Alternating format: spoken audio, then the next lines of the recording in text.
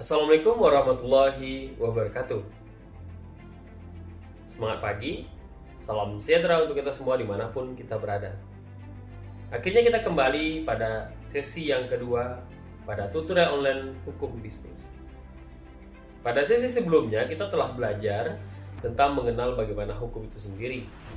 Setelah saya periksa, jawaban yang saudara-saudari berikan pada forum diskusi, masih ada beberapa di antara saudara-saudari semuanya yang mengcopy paste utuh jawaban yang terdapat di dalam modul maupun jawaban di internet.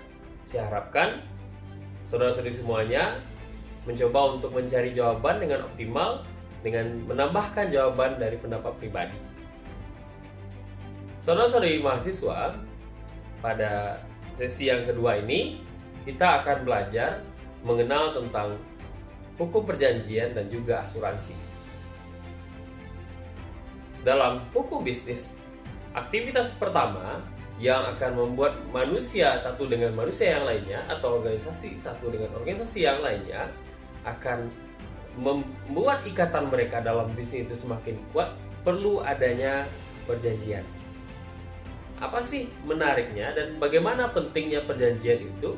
Sehingga dalam aktivitas bisnis, perjanjian menjadi pangkal utama apakah bisnis tersebut akan berjalan efektif atau tidak.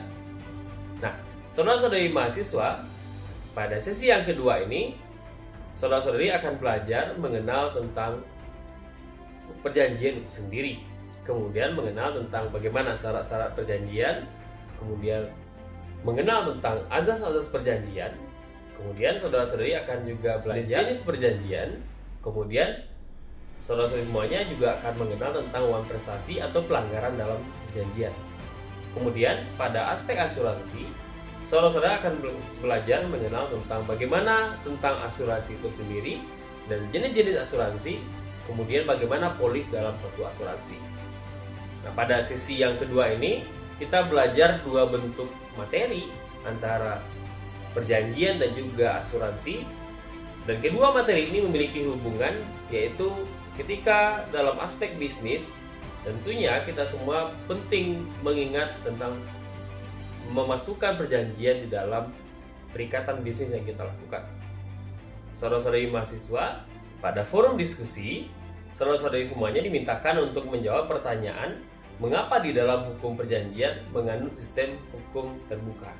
Jelaskan jawaban tersebut dengan pendapat sendiri, disertai dengan jawaban yang terdapat di dalam modul maupun di dalam referensi yang lain.